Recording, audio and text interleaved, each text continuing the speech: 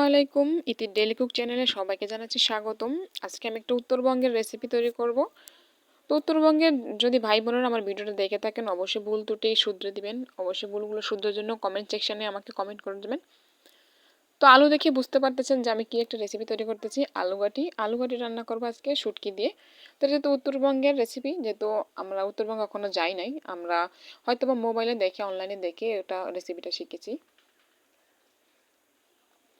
তো আলুগুলো সিদ্ধ করে এনে ভালো করে ছিলে নিলাম, আর এবার হাতে ভেঙে নিচ্ছি।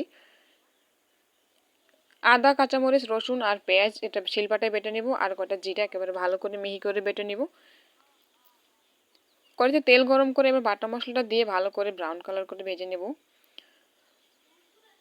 তো আমার ভিডিওটা দেশ ও দেশের বাইরে থেকে যেখান থেকে দেখতেছেন আমার ভিউয়ার্স ভাই ও বোনেরা সকলের প্রতি জানাচ্ছি আন্তরিক শুভেচ্ছা। আশা করি সবাই ভালো আছেন। সকলের সুস্থতা কামনা করে আমি প্রতিদিনের মতো চেষ্টা করি কিছু একটা নিয়ে আসার জন্য। শুটকি মাছগুলো দিয়ে ভালো করে ভেজে নিলাম। শুটকি মাছগুলো মশলার সাথে ভাজলে ভালো হয়, মানে খেতে দুর্গন্ধটা লাগে না, খেতে ভালো লাগে। নুন আর হলুদ মরিচের গুঁড়ো দিয়ে ভালো করে কষিয়ে নিলাম। কষিয়ে নিয়ে এবার আলু গাটিগুলো দিয়ে ভালো করে কষিয়ে নিব আর কিছুক্ষণ।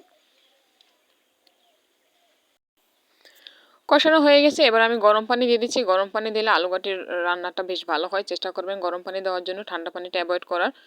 তো রান্নাটা হয়ে গেছে। এভাবে আলু গাটি রান্না করতে বেশি একটা সময় লাগে না, যেহেতু সেদ্ধ আলু।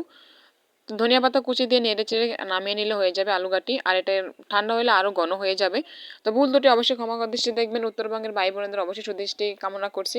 আর সবাই ভালো থাকবেন, এই শীতে সবার সুস্থতা কামনা করছি। লাইক কমেন্ট করবেন আর অবশ্যই সাপোর্ট করবেন, আপনাদের একটু ভালোবাসা চাই আমি।